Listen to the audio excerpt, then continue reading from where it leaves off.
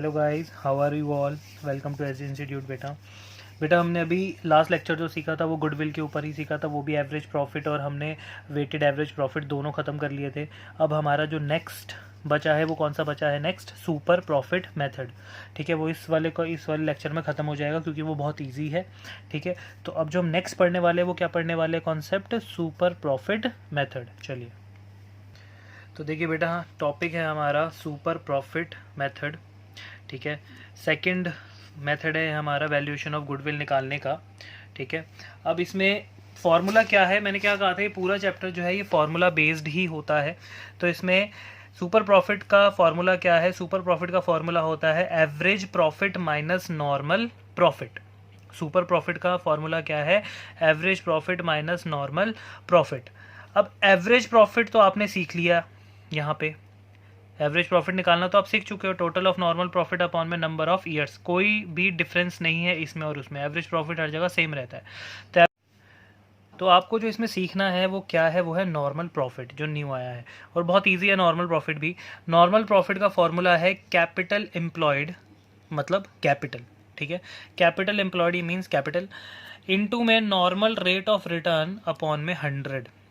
Normal rate का मतलब होता है परसेंटेज हम मतलब अपॉन में 100। तो इसका फॉर्मूला है किसका? नॉर्मल प्रॉफिट का, कैपिटल एम्प्लॉयड इनटू में नॉर्मल रेट ऑफ रिटर्न। अब ये फॉर्मूला ऐसे बना ही क्यों?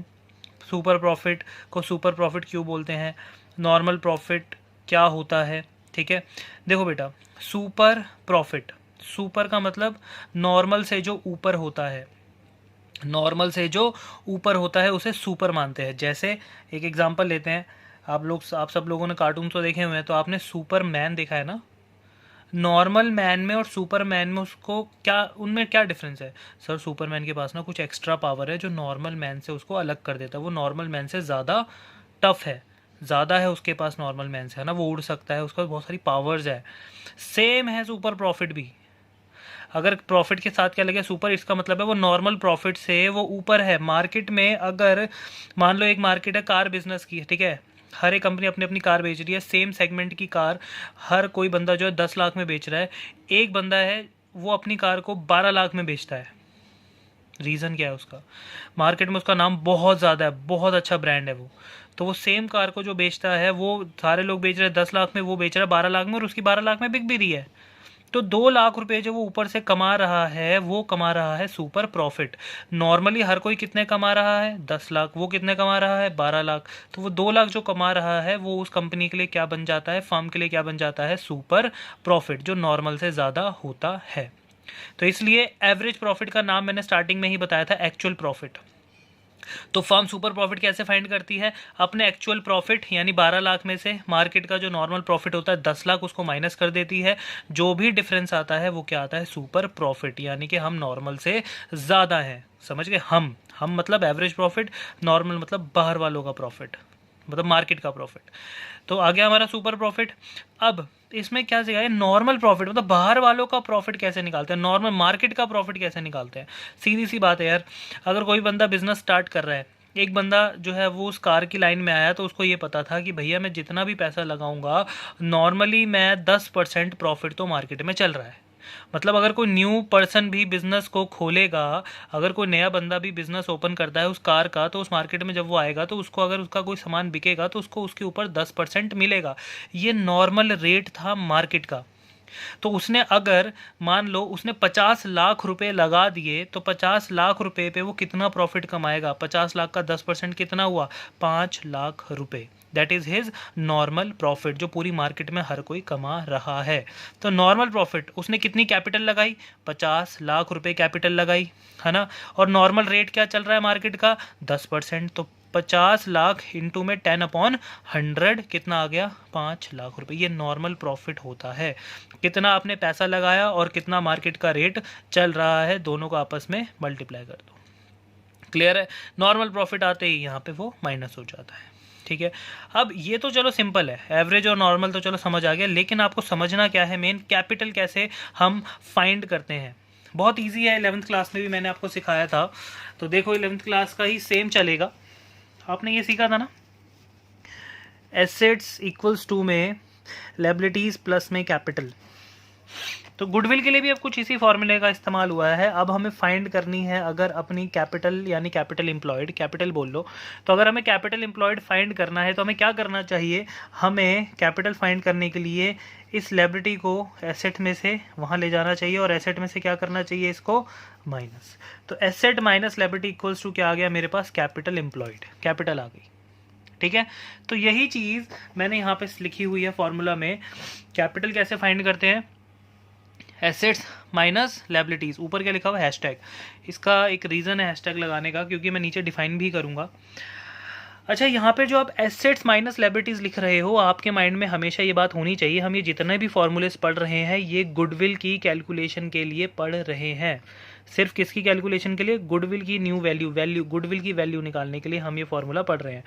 तो जब भी हम कैपिटल निकालेंगे गुडविल को फाइंड करने के लिए, फॉर्मूला क्या है, एसेट माइनस लायबिलिटीज़। लेकिन एसेट्स के अंदर वो बता रहा है कि एसेट कौन सी होनी चाहिए, मैंने स्टार लिखा हुआ है और यहाँ पे हैश। तो कौन सी एसेट होनी चाहिए जब हम गुडविल को फाइंड करते हैं, तो ये जो एसेट है इसके अंदर कौन कौन सी एसेट हम ले सकते हैं और कौन सी नहीं। तो देखो, एसेट्स कह रहा है वो एसेट्स जिसमें एक्सक्लूड मतलब शामिल नहीं होना चाहिए। क्या नहीं शामिल होना चाहिए, गुडविल। सीधी सी बात है भाई, आप गुडविल ही निकाल रहे हो और अगर आपको क्वेश्चन के अंदर ऑलरेडी क्या दे दिया है, क्वेश्चन के अंदर आ गया लिखा हुआ गुडविल, तो आपको एसेट में से उसे क्या करना पड़ेगा, माइनस। ठीक है, फिक्सटिशियस एसेट्स, ये 11th क्लास में भी समझाया था मैंने।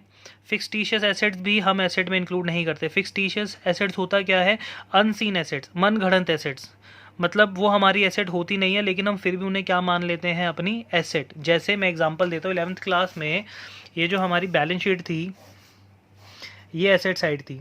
अभी 12th में भी आप बहुत सारी फिक्सटिशियस एसेट पढ़ने वाले हो, मैं यहाँ पे आपको कुछ लिख देता हूँ।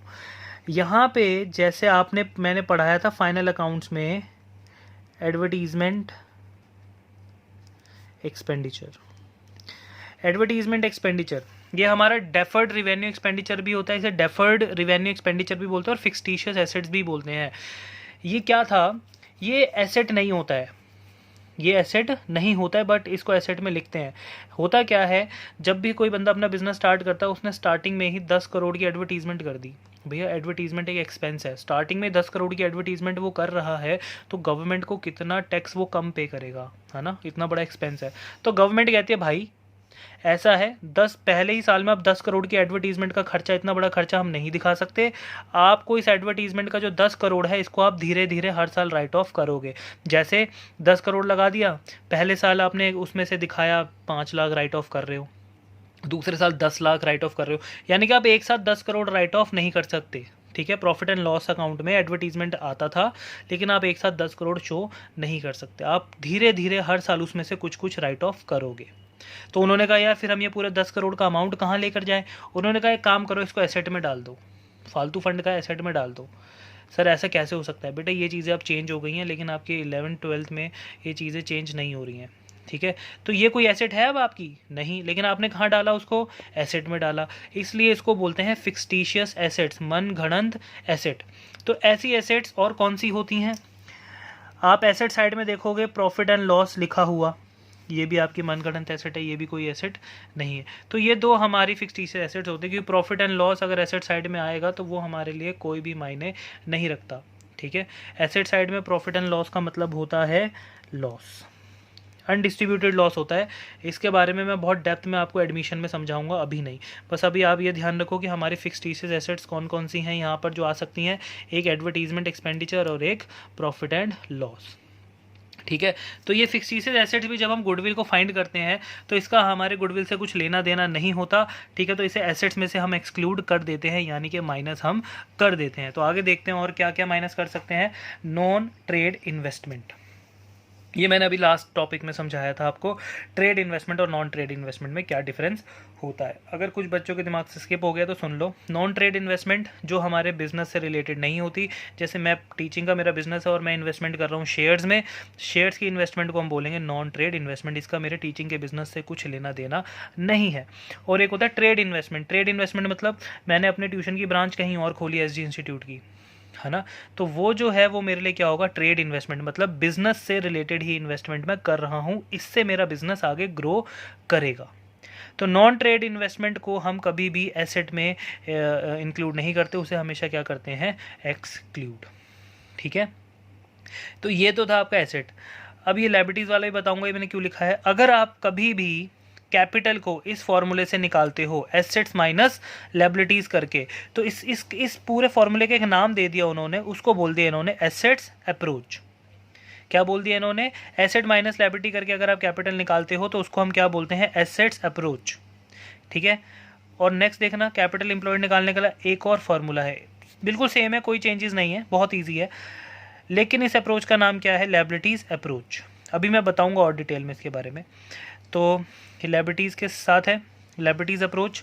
तो लायबिलिटीज़ अप्रोच से अगर आपको निकालना हो तो आप क्या करेंगे, फॉर्मूला क्या होता है, अब सिर्फ लायबिलिटी साइड की बात कर रहे हैं हम। पहले जो हम बात कर रहे थे एसेट्स की, अब हम बात करेंगे सिर्फ लायबिलिटी साइड की। लायबिलिटी साइड में अगर आपको गुडविल फाइंड करनी है लायबिलिटी अप्रोच के अकॉर्डिंग, तो यहाँ पे क्या होता है, पार्टनर्स की कैपिटल, यहाँ पे क्या होता है, पार्टनर्स का रिजर्व वगैरह। रिजर्व मैंने कहा था जितने भी प्रोविजन और रिजर्व्स होते हैं सारे के सारे क्या होते हैं, लायबिलिटीज़। तो कैपिटल प्लस लायबिलिटी, ठीक है, तब भी हमें क्या मिल जाएगा, अपना कैपिटल एम्प्लॉयड। ठीक है, ये होता है लायबिलिटी अप्रोच। तो capital plus reserve minus goodwill minus fixed assets minus non trade investment, मतलब जो चीज़ें आप एसेट में एक्सक्लूड कर रहे थे एसेट अप्रोच में, आपको वही लायबिलिटी अप्रोच में भी एक्सक्लूड करनी है। लायबिलिटी अप्रोच आप चाहे क्वेश्चन कैपिटल निकालने के लिए चाहे आप एसेट अप्रोच का इस्तेमाल कीजिए, चाहे आप लायबिलिटी अप्रोच का इस्तेमाल कीजिए, दोनों से ही आंसर जो है हमेशा सेम आएगा। क्वेश्चन में अगर कुछ नहीं बोला हो तो आपकी मर्जी, आप किसी से भी फार्मूला, कोई भी फार्मूला अप्लाई करके आप निकाल सकते हो कैपिटल को। और अगर क्वेश्चन में स्पेशली उसने बोल दिया कि एसेट अप्रोच को यूज़ करो या लायबिलिटी अप्रोच को, तो उस हिसाब से आपको करना पड़ेगा, और उस हिसाब से उन्होंने ये सारे आइटम्स भी आपको गिवन होंगे, ये हमेशा याद रखना। ठीक है, तो अगर लायबिलिटी अप्रोच आ जाए तो क्या लेना है, लायबिलिटी साइड का सिर्फ कैपिटल लेना है और सिर्फ रिजर्व, इसके अलावा कोई क्रेडिटर नहीं, कोई बिल्स पेबल नहीं, कोई लोन नहीं, कुछ नहीं लेना, सिर्फ कैपिटल और रिजर्व लेना है। ठीक है बेटा, तो गुडविल फाइंड करने के लिए अगर कैपिटल फाइंड करेंगे लायबिलिटी अप्रोच से, तो कैपिटल प्लस रिजर्व, उसमें से माइनस वही गुडविल, फिक्स्ड एसेट्स और नॉन ट्रेड इन्वेस्टमेंट, जो यहाँ माइनस था वो भी यहाँ माइनस हुआ है। ये दो अप्रोच होती हैं हमारी, खत्म। अब गुडविल फाइंड करना है। अभी तो हम सिर्फ क्या फाइंड कर रहे थे, कैपिटल। कैपिटल हम किस लिए फाइंड कर रहे थे, कैपिटल हम फाइंड कर रहे थे नॉर्मल प्रॉफिट के लिए। ठीक है, ठीक है ना, ये बात समझ आती है। अब नॉर्मल प्रॉफिट किस लिए फाइंड कर रहे थे, सुपर प्रॉफिट के लिए, क्योंकि एवरेज माइनस नॉर्मल। ठीक है, अब ये सुपर प्रॉफिट फाइंड करने के बाद आपको क्या निकालना है एट द एंड, लास्ट में देखो, गुडविल। तो गुडविल का फॉर्मूला क्या होगा, सुपर प्रॉफिट इनटू में नंबर ऑफ ईयर्स परचेज। ठीक है, तो जब मैं क्वेश्चन करूंगा ये चीज़ें और इजी हो जाएंगी। ठीक है, जब हम फॉर्मूला अपने हाथ से लिखते हैं ना तो हमारी प्रैक्टिस बढ़ती है और हमें वो चीज़ें और आसान लगती हैं। तो चलो अब आगे क्या करेंगे हम, इसके क्वेश्चन। तो बेटा क्वेश्चन अब स्टार्ट करते हैं। 17 से शुरू है सुपर प्रॉफिट मेथड। कह रहा था capital of a firm of Anuj and Binu is 10 lakh. पूरे फार्म की कैपिटल, मतलब इन दोनों को मिलाकर हमें 10 लाख रुपए दे दी, फार्म की कैपिटल हमें दे दी। आप जब क्वेश्चन पढ़ें अपने माइंड में ये रखें कि अगर हमें कोई चीज़ गिवन है क्वेश्चन के अंदर तो उसका लिंक किससे है। कैपिटल का लिंक नॉर्मल प्रॉफिट से है। इस चीज़ में थोड़ा सा टाइम लगेगा बट बाद में समझ आ जाएगा आपको। कह रहे the market rate of interest is 15%। तो नॉर्मल रेट, कोई भी रेट, अगर रेट नाम से कोई भी परसेंटेज दे रखा है सुपर प्रॉफिट के अंदर तो वो नॉर्मल रेट ही कंसिडर किया जाता है। तो मार्केट का जो रेट चल रहा है debt is normal rate of return is 15%। भैया हर कोई सेम मार्केट में 15% तो प्रॉफिट कमाएगा, जो उससे ज़्यादा कमाएगा वो सुपर आएगा। कह रहे annual salary to the partner is 60,000। आपको एडजस्टमेंट भी दे दी। कह रहे पार्टनर की एनुअल सैलरी जो है वो कितनी है, 60,000 रुपये ईच, यानी कि अनुज की भी 60 है और बीनू की भी 60 है। तो सैलरी देना किसी भी फर्म के लिए एक नॉर्मल लॉस होता है।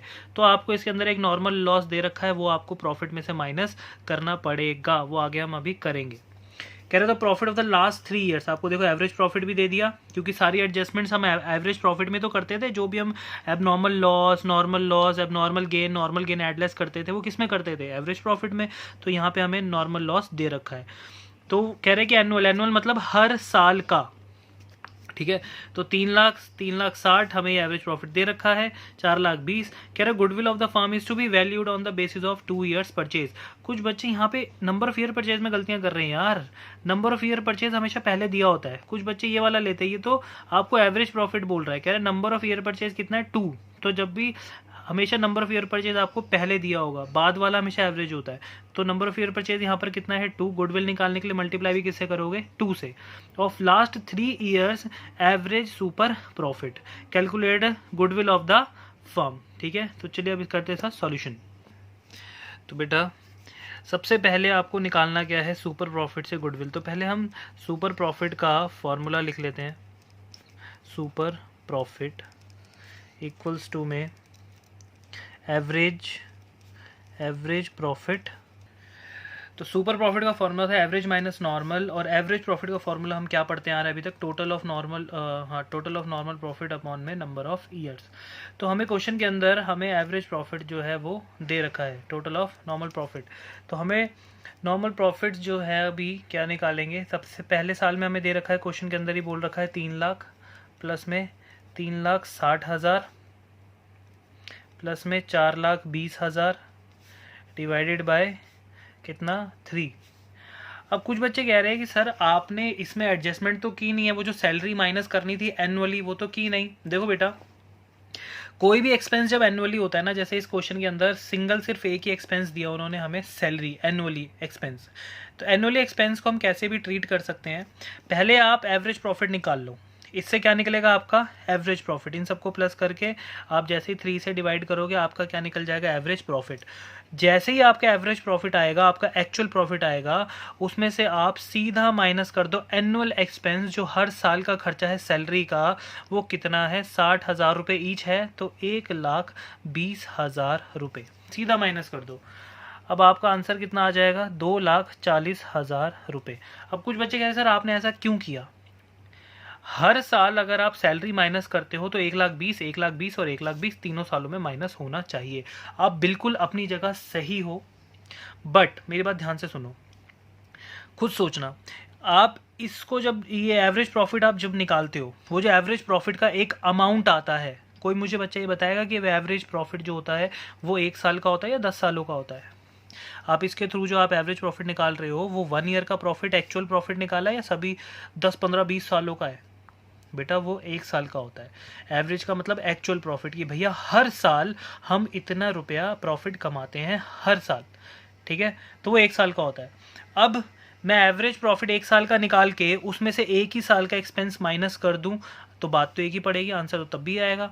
चाहे आप ये करके देख लो, आप 1,20,000 को 3 लाख में से माइनस कर लेना, 3,60,000 में से भी 1,20,000 माइनस कर लेना, और 4,20,000 में से भी 1,20,000 माइनस कर लेना, उसके बाद उसको 3 से डिवाइड कर लेना, तब भी आपका 2,40,000 ही आएगा। चाहे आप करके देख लेना, ठीक है। चाहे आप अगर एनुअल प्रॉफिट ये आता है, जैसे सैलरी वगैरह, ये एनुअली वो है, क्या बोलते हैं ना, एनुअली एक्सपेंसेस हैं ये, तो आप चाहे इन सबको प्रॉफिट को प्लस करके एक साथ माइनस करना बाद में, या फिर अलग अलग उस सैलरी को माइनस करना, बात सेम पड़ेगी।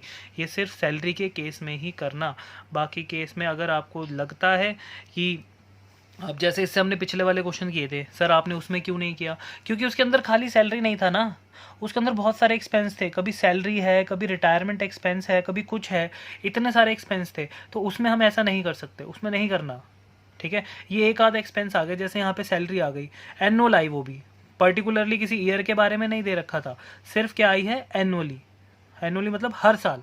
तो मैंने सबसे पहले क्या किया, एवरेज प्रॉफिट निकाल लिया, है ना, मेरा 1 साल का प्रॉफिट आ गया कि हर साल मैं इतना प्रॉफिट कमाता हूँ, तो हर साल के प्रॉफिट में से मैंने हर साल का खर्चा भी माइनस कर दिया, तो जो आया वो मेरा क्या आया, नॉर्मल एवरेज प्रॉफिट, ठीक है। तो ये चीज़ें मैंने अच्छे से समझा दी है, अगर डाउट हो इसमें भी तो आप मुझसे व्हाट्सएप पे और ज़्यादा क्लियर कर सकते हैं। तो ये तो मेरा निकल गया एवरेज प्रॉफिट। अब क्वेश्चन के अकॉर्डिंग मुझे और क्या चाहिए, मुझे चाहिए मेरा नॉर्मल प्रॉफिट, और नॉर्मल प्रॉफिट के लिए मुझे क्या चाहिए, मेरी कैपिटल जितनी मैंने बिजनेस में लगाई हुई है, कैपिटल एम्प्लॉयड बोलते हैं उसको, इनटू में मुझे क्या चाहिए, normal rate of return, normal rate of return. तो कैपिटल एम्प्लॉयड, अगर मैंने क्वेश्चन को पढ़ाया था तो क्वेश्चन में जो कैपिटल एम्प्लॉयड दे रखी है वो दे रखी है 10 लाख रुपए। कितनी दे रखी है? 10 लाख रुपए। तो 10 लाख रुपए के हिसाब से अगर आप नॉर्मल रेट ऑफ रिटर्न देखो तो क्वेश्चन के अंदर ही नॉर्मल रेट ऑफ रिटर्न हमें दे रखा है 15%। तो 10 लाख का अगर आप 15% निकालते हो तो आपका जो नॉर्मल प्रॉफिट है वो आता है ₹1,50,000। तो आपका एवरेज प्रॉफिट है 2,40,000, नॉर्मल प्रॉफिट है 1.5 लाख। फॉर्मूले में पुट कर दो, 2,40,000 माइनस 1.5 लाख इक्वल्स टू में कितना आया? 1,90,000। ये आपका क्या आ गया? Super profit 1,90,000। अब हमें लास्ट में क्या फाइंड करना था? गुडविल। गुडविल का फॉर्मूला क्या बताया मैंने सुपर प्रॉफिट के अकॉर्डिंग? सुपर प्रॉफिट इनटू में नंबर ऑफ ईयर्स परचेज, यही बताया था। तो सुपर प्रॉफिट हमने निकाल लिया 1,90,000 और क्वेश्चन के अंदर हमें गिवन है क्या? नंबर ऑफ ईयर परचेज 2, ये क्वेश्चन में हमें गिवन है। तो 1,90,000, सॉरी 1,90,000 कह रहा हूँ, माई मिस्टेक, ये हो गया, सॉरी 90,000, मैंने 1,90,000 लिख दिया। 90,000 आया हमारा माइनस करके, तो 90,000 इंटू 2, ये कितना आ गया हमारा? 1,80,000। तो हमारी गुडविल हो गई फाइंड। इस तरीके से अभी हमने एक बेसिक सा क्वेश्चन किया, फॉर्मूले को समझा, ठीक है। चलिए अब आगे थोड़ा सा और अपग्रेड क्वेश्चन करते हैं। तो बेटा अब नेक्स्ट क्वेश्चन देखो 19, कह रहे थे total capital of the firm of Sakshi, Mahak and mega is ₹1 lakh. हमें पूरे फर्म की कैपिटल दे रखी है 1 lakh. The market rate of normal rate of return कितना है? 15%। नेट प्रॉफिट हमें 3 सालों का दे रखा है 30, 36, 42, ठीक है। Goodwill is to be valued at 2 years purchase, number of year purchase है 2, लास्ट 3 ईयर्स सुपर प्रॉफिट के बेसिस पे दे रखा है। क्या फाइंड करना है? गुडविल। सब कुछ तो वही है, गिवन है। तो ये बहुत बेसिक सा क्वेश्चन है, इसके अंदर तो कोई एडजस्टमेंट भी नहीं आई, तो सिंपल सी कैलकुलेशन है, ठीक है। तो वही फॉर्मूले के अकॉर्डिंग करते ताकि और क्लियर हो जाए। तो देखिए बेटा सॉल्यूशन 19 मैंने फॉर्मूलेज लिख लिए हैं, ठीक है। अब इसी के अकॉर्डिंग क्वेश्चन करते हैं। Super profit average minus normal, average profit total of normal profit upon में नंबर ऑफ ईयर्स। तो हमें जो 3 सालों का प्रॉफिट दे रखा है, पहले साल का है कितना? 30,000, प्लस दूसरे साल का है 36,000, प्लस तीसरे साल का है 42,000, 42,000 डिवाइडेड बाय 3। तो ये हमारा आ गया कितना? 36,000 रुपये, ठीक है। डिवाइड प्लस का डिवाइड, एवरेज प्रॉफिट आपका आ गया 36,000। अब आपको क्या निकालना है? Normal profit. तो नॉर्मल प्रॉफिट के लिए सबसे पहले हमें क्या चाहिए? क्वेश्चन के अंदर कैपिटल, और क्वेश्चन में साफ साफ बोला था कि तीनों लड़कियों की कैपिटल यानी पार्टनर्स की कैपिटल मिलाकर जो है वो हो जाएगी 1 लाख रुपए। और नॉर्मल रेट ऑफ रिटर्न भी बहुत ईजी सा था क्वेश्चन के अंदर, कितना? 15%। तो कितना आया हमारे पास? 15,000 रुपये। तो अब हमारे पास एवरेज भी है, नॉर्मल भी है, ऊपर फॉर्मूले में पुट कर देते हैं। तो एवरेज है 36,000 रुपये, उसमें से हमने कितना माइनस कर दिया? 15,000 रुपये इक्वल्स टू में कितना हमारा सुपर प्रॉफिट आ गया? 21,000। सुपर प्रॉफिट के आते ही हम उसे कहाँ ट्रांसफ़र कर देते हैं? गुडविल में, क्योंकि अब हमें गुडविल फाइंड करनी है। तो सुपर प्रॉफिट हमने कितना निकाला? 21,000 रुपीज़। इनटू में क्वेश्चन के अंदर number of year purchase given था 2, ठीक है। तो हमारी जो गुडविल आ गई वो कितनी आ गई? 42,000 रुपीज़। समाप्त होता है आपका बेसिक सिंपल सा क्वेश्चन। सारे फॉर्मूले किस तरीके से लगाए मैंने बता दिया। चलिए नेक्स्ट। तो बेटा नेक्स्ट क्वेश्चन अब हमारा कौन सा है? 23। ये ऊपर के जितने भी क्वेश्चन है 22 तक ये सेम है, कोई प्रॉब्लम नहीं है, सिंपल सा फॉर्मूला अप्लाई करो बस, ठीक है। देखो 23 में क्या कह रहा है? कह रहा है a business earn an average profit. Average profit इस बार हमें ऑलरेडी गिवन है, निकालना नहीं है, ठीक है। तो कह रहे हैं कि इस बार जो है हमारा average profit 8 lakh during the few years. कह रहे हैं the normal rate of profit in the similar type of business. कह रहे हैं कि ये जो नॉर्मल रेट है इस सेम बिजनेस में तो सबका कितना है? 10%, यानी कम से कम सबको 10% तो मिलेगा। क्या ये नॉर्मल रेट ऑफ रिटर्न हो गया? The total value of assets and liabilities of the business were 22 lakh and 5,60,000। अब ये जो है, अब इस क्वेश्चन में आपका माइंड बहुत ओपन होना चाहिए, फॉर्मूला माइंड में होना चाहिए आपके, वो आ जाएगा, टेंशन वाली बात नहीं है। एसेट और लायबिलिटी दे रखा है, याद आया कुछ एसेट अप्रोच से कैपिटल निकालना? कैपिटल का फॉर्मूला क्या होता है? Asset minus liability. तो इस क्वेश्चन के अंदर हमें अभी तक हम पढ़ा है क्वेश्चन, तो हमें अभी तक कैपिटल गिवन नहीं है, लेकिन एसेट और लायबिलिटी दे दिया, तो हम एसेट और लायबिलिटी से क्या फाइंड कर लेंगे? Capital. Calculate the value of goodwill of the firm by super profit method if it's value 2.5 यानी 2.5 years purchase of super profit. तो नंबर ऑफ परचेज ईयर दे रखा है 2.5, एसेट और लायबिलिटी दे रखा है, कैपिटल निकाल लेंगे, नॉर्मल रेट ऑफ रिटर्न है 10% और एवरेज प्रॉफिट तो हमें दे रखा है। चलिए अब करते हैं सॉल्यूशन। तो बेटा देखो, सुपर प्रॉफिट का फॉर्मूला क्या है? एवरेज प्रॉफिट माइनस में नॉर्मल प्रॉफिट। ठीक है, नॉर्मल प्रॉफिट का फॉर्मूला क्या था? कैपिटल एम्प्लॉयड इनटू में एनआरआर। और इस क्वेश्चन के अंदर हमें कैपिटल गिवन नहीं है, फाइंड करने पड़ेगी कैसे? एसेट्स माइनस लायबिलिटीज करके। तो एसेट्स माइनस लायबिलिटीज अगर हम क्वेश्चन के अंदर ध्यान दें तो क्वेश्चन में हमें जो एसेट्स दे रखी थी वो दे रखी थी ₹22 लाख, और लायबिलिटी जो दे रखी थी वो दे रखी थी रुपीज़ कितना? 5,60,000। ठीक है, तो हमारे पास जो कैपिटल आया इन दोनों को माइनस करके वो कितना आया? 16,40,000 रुपीज़। ये हमारी आ गई क्या? कैपिटल। जैसे ही कैपिटल आ गई नॉर्मल प्रॉफिट में से पुट कर देंगे 16,40,000 इनटू में नॉर्मल रेट ऑफ रिटर्न जो था वो क्वेश्चन में हमें ऑलरेडी गिवन था 10%। ठीक है, तो इसका अगर आप 10% निकालोगे तो ये कितना आएगा हमारा? 1,64,000। तो नॉर्मल प्रॉफिट भी आ गया, एवरेज प्रॉफिट ऑलरेडी क्वेश्चन में गिवन था, निकालने की ज़रूरत नहीं थी इस बार। एवरेज प्रॉफिट हमें दे रखा था 8 लाख रुपए, जिसमें से माइनस कर देंगे 1,64,000। तो हमारा जो सुपर प्रॉफिट है वो आ गया था कितना? 6,36,000 रुपीज़। ये हमारा सुपर प्रॉफिट आ गया। सुपर प्रॉफिट के बाद हमें क्या फाइंड करना था? Goodwill. As usual same formula है, सुपर प्रॉफिट इनटू में नंबर ऑफ ईयर परचेज। मैं फार्मूला नहीं लिख रहा हूँ, बट आपको लिखना ज़रूरी है क्योंकि मैं पीछे बहुत सारे क्वेश्चंस में लिख चुका हूँ। ठीक है, तो यहाँ पर number of year purchase into में सुपर प्रॉफिट, तो सुपर प्रॉफिट है हमारा 6,36,000 रुपीज़ इनटू में नंबर ऑफ ईयर परचेज थे 2.5 यानी 2.5। तो हमारा जो गुडविल है वो आया ₹15,90,000 रुपीज़। ठीक है बेटा, तो इस क्वेश्चन के अंदर हमने सिर्फ नई चीज़ क्या सीखी है कि कैपिटल को हमने एसेट अप्रोच से निकाला है, यानी एसेट माइनस लायबिलिटीज़ करके। ठीक है, उसके अलावा अभी क्वेश्चन में कुछ गिवन नहीं था, ना कोई हमें मतलब इसमें से जो चीज़ माइनस होनी चाहिए, जैसे गुडविल माइनस नहीं दे रखी थी क्वेश्चन में, अगर होती तो माइनस करते। कोई फिक्सटिशियस एसेट्स जैसे एडवर्टीजमेंट एक्सपेंडिचर, प्रॉफिट और लॉस दे रखा होता वो माइनस करते, इसमें से नॉन ट्रेड इन्वेस्टमेंट होती वो माइनस करते, बट ऐसा कुछ भी क्वेश्चन में गिवन नहीं था, इसलिए हमने नहीं किया। ठीक है, चलिए अब करते हैं नेक्स्ट क्वेश्चन। तो बेटा नेक्स्ट क्वेश्चन देखिए 25th क्वेश्चन में कह रहा है कि on 1 April 2020 an existing firm had asset. Firm के पास कितनी एसेट थी? 75,000 इंक्लूडिंग कैश 5,000। तो यहाँ पे बच्चे कंफ्यूज होते हैं, कहते हैं सर इंक्लूडिंग कैश है माइनस कर दो। अरे कैश इंक्लूड हो सकता है भाई, गुडविल, नॉन ट्रेड इन्वेस्टमेंट और फिक्सटिशियस एसेट्स वो इंक्लूड नहीं होनी चाहिए, बाकी सारी चीज़ें इंक्लूड है। ठीक है, तो 75,000 में कैश है, कोई बात नहीं, ये इग्नोर कर देंगे इस पॉइंट को। कह रहे इट्स क्रेडिटर्स यानी लायबिलिटीज़ आपको कितनी दे रखी हैं? 5,000। तो आपको एसेट भी दे रखा है, लायबिलिटी भी दे रखा है, तो एसेट माइनस लायबिलिटी क्या निकल जाएगा आपका? Capital employed.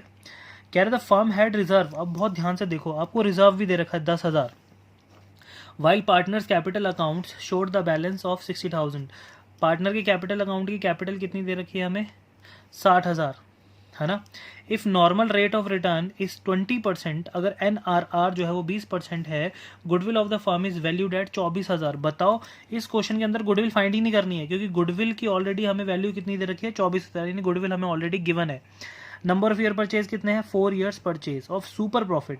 फाइंड क्या करना है एक्चुअल में? Average profit. क्या फाइंड करना है?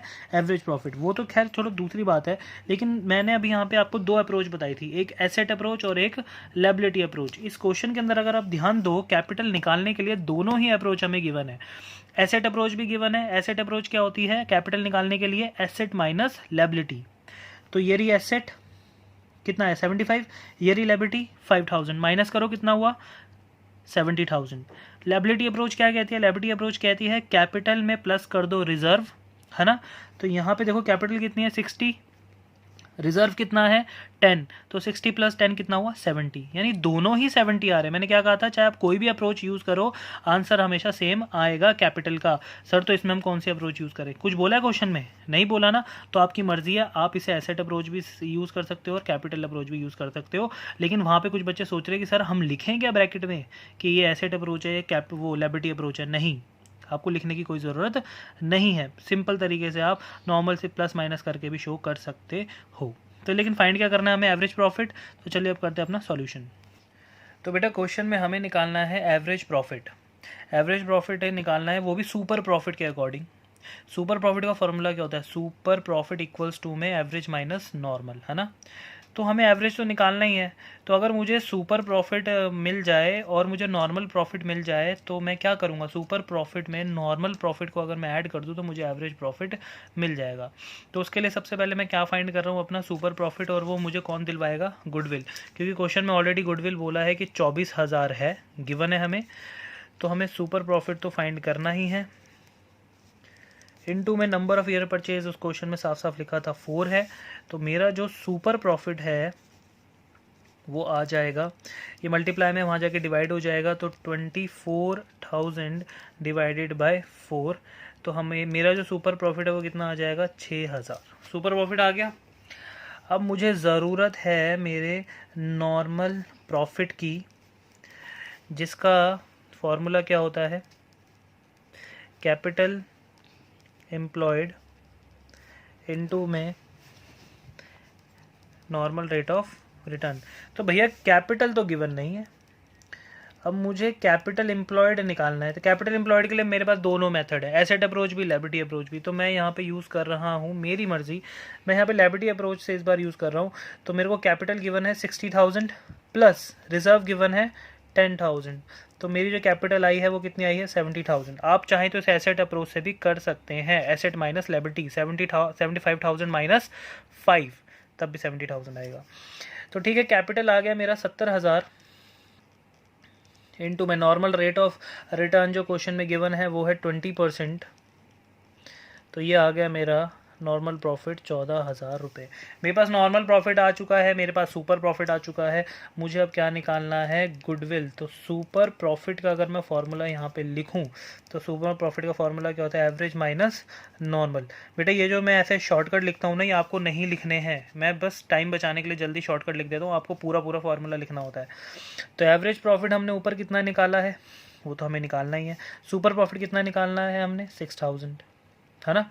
और नॉर्मल प्रॉफिट एवरेज हमें फाइंड करना है, माइनस नॉर्मल प्रॉफिट अभी अभी हमने कितना निकाला, 14,000। तो एवरेज प्रॉफिट कैसे निकलेगा, 6,000 में प्लस कर दो 14,000, तो हमारा एवरेज प्रॉफिट कितना आ गया, ₹20,000। तो ये हमें फाइंड करना था और हमने फाइंड कर दिया। ठीक है बेटा, क्वेश्चन में समझ आया कि इस बार क्या फाइंड कर रहे थे हम, average profit through super profit. चलिए नेक्स्ट क्वेश्चन। तो बेटा नेक्स्ट क्वेश्चन है 27, कह रहा है average profit earned bye a firm is ₹1 lakh which includes under valuation of stock 40,000 on an average basis. कह रहा है फर्म का 1 लाख प्रॉफिट है जिसमें under valuation of stock include, under valuation मतलब स्टॉक को हमने गलती से कम लिख दिया 40,000 रुपये। अब यहाँ पे ध्यान देने वाली बात यह है कि ना तो इसमें बताया ये ओपनिंग है या क्लोजिंग है, कुछ नहीं बताया, तो हमेशा क्या मानेंगे, क्लोजिंग। सर क्यों, प्रॉफिट कब कमाती है फर्म, एंड में, और अगर एंड में प्रॉफिट कमाया है और अगर किसी प्रॉफिट के अंदर एंड वाला जो एंड में जो प्रॉफिट हमने कमाया और उसमें तुमने स्टॉक को इंक्लूड नहीं किया तो वो स्टॉक भी कौन सा माना जाएगा, क्लोजिंग स्टॉक। ठीक है, तो इसमें अंडर वैल्यूएशन ऑफ स्टॉक बोला है, तो यानी उसने 40,000 रुपये गलती से कम लिख दिया। अब उसको सही करने के लिए क्या करोगे आप, एवरेज प्रॉफिट में प्लस, ये एक एडजस्टमेंट है। The capital invested in the business, कितनी कैपिटल है, 6,30,000, नॉर्मल रेट ऑफ रिटर्न है 5%, calculate goodwill of the firm on the basis of 5 times the super profit. इस बार नंबर ऑफ ईयर परचेज नहीं दिया भाई गुडविल निकालने के लिए, इस बार कह रहा है गुडविल जो फर्म की होगी वो क्या होगी, जितना सुपर प्रॉफिट आएगा उसका 5 गुना जो है वो क्या होगी, गुडविल। ठीक है बेटा, चलिए अब करते हैं सॉल्यूशन इसका। तो बेटा फॉर्मूला क्या है, super profit average minus normal. Average profit निकाल लेते हैं, 1 लाख हमें दे रखा था जिसमें अंडर वैल्यूएशन, हमने स्टॉक को गलती से कम लिखा था, अब हम स्टॉक को ऐड कर देते हैं 40,000 रुपये। स्टॉक अगर अंडर वैल्यूएशन है तो ऐड कर देना, ओवर वैल्यूएशन है तो माइनस कर देना। तो हमारा एवरेज प्रॉफिट कितना आ गया, 1,40,000 रुपये। नॉर्मल प्रॉफिट निकालना है, नॉर्मल प्रॉफिट के लिए क्वेश्चन में हमें कैपिटल ऑलरेडी गिवन थी, 6,30,000 रुपये कैपिटल क्वेश्चन में हमें गिवन थी, इनटू में 5% नॉर्मल रेट ऑफ रिटर्न था, तो ये आ गया हमारा 31,500। एवरेज भी आ गया, नॉर्मल भी आ गया, फॉर्मूले में पुट कर दो, 1,40,000 माइनस में 31,500, तो हमारा जो सुपर प्रॉफिट है वो कितना आ रहा है, 1,85,500। अब हमें क्या निकालना है, गुडविल। तो गुडविल निकालने के लिए क्या करेंगे, 5 टाइम्स बोल रहा है सुपर प्रॉफिट के, तो 1,08,500 इंटू में 5, हमारी जो गुडविल आई है वो कितने आ गई, रुपीज़ 5,42,500 रुपीज़। बस सिंपल सा क्वेश्चन था। इसमें नई चीज़ हमने क्या सीखी, अंडर वैल्यूएशन। ठीक है, अंडर वैल्यूएशन ओवर वैल्यूएशन अगर आए, under valuation add, over valuation of stock minus. ठीक है बेटा, चलिए नेक्स्ट। तो बेटा हमारा सुपर प्रॉफिट का लास्ट क्वेश्चन है ये, उसके बाद हमारा नेक्स्ट मेथड स्टार्ट होगा नेक्स्ट लेक्चर में। तो लास्ट क्वेश्चन में कह रहा है, Ayub and Amit are partners in a firm, they admit Jaspal into partnership with effect from 1 April 2020, मतलब 1 अप्रैल 2020 को उन्होंने एडमिट किया।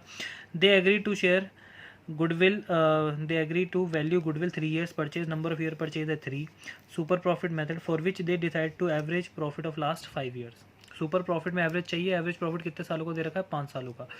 तो क्वेश्चन तो बहुत सिंपल है, बस इसमें एवरेज प्रॉफिट इस बार थोड़ा इन्होंने कैसे दे दिया, जो हम पीछे हम करते हुए आ रहे हैं कि उन्होंने कुछ एडजस्टमेंट्स दे दी। कह रहा है फर्म के पास टोटल एसेट कितनी थी और लायबिलिटीज़ कितनी थी, तो एसेट माइनस लायबिलिटी आपको कैपिटल मिल जाएगा। नॉर्मल रेट ऑफ रिटर्न कितना था, 10%। तो है सिंपल सा क्वेश्चन, मैं करवा देता हूँ। ठीक है, तो चलिए। तो बेटा देखिए क्वेश्चन मैंने थोड़ा लिख दिया है। क्वेश्चन में हमें सुपर प्रॉफिट निकालना है, एवरेज माइनस नॉर्मल। ठीक है, एवरेज प्रॉफिट का इस बार हमें, जो हम पीछे एवरेज प्रॉफिट पढ़ते थे वैसा ही कुछ दे रखा है। मैंने ईयर्स लिख दिए, मैंने प्रॉफिट लिख दिया। अब मैं करता हूँ एडजस्टमेंट। एडजस्टमेंट के लिए क्वेश्चन के अंदर ही हमें क्या कह रहा है, अगर आप एक बार यहाँ ध्यान दो तो इस वाले इन दोनों ईयर में 16-17 में कुछ नहीं हो रहा, 18 में कह रहा है कि 1 लाख के अंदर इंक्लूड है एक एबनॉर्मल लॉस 1 लाख रुपए का। एबनॉर्मल लॉस हमेशा ऐड होता है।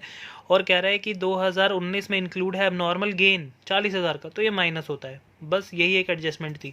तो इसको ज़रा हम नीचे सॉल्व कर लेते हैं। तो एबनॉर्मल लॉस जो है वो हमेशा होता है ऐड, तो मैंने इसको कर दिया ऐड। और एबनॉर्मल गेन जो है वो हमेशा होता है लेस, तो मैंने 40,000 रुपये यहाँ पे कर दिया लेस। क्वेश्चन की डिमांड थी, इसके अलावा कोई एडजस्टमेंट नहीं है। अब अपना नॉर्मल प्रॉफिट लिख लेंगे। एडजस्टमेंट के बाद वाला प्रॉफिट नॉर्मल होता है। तो यहाँ पे ये आ गया 2 लाख रुपये ऐड होके, और ये आ गया कितना, 2,20,000 रुपये और 2,40,000 रुपये। इन सब का हम टोटल कर लेते हैं। तो इसका टोटल जो है वो आ रहा है हमारा कितना,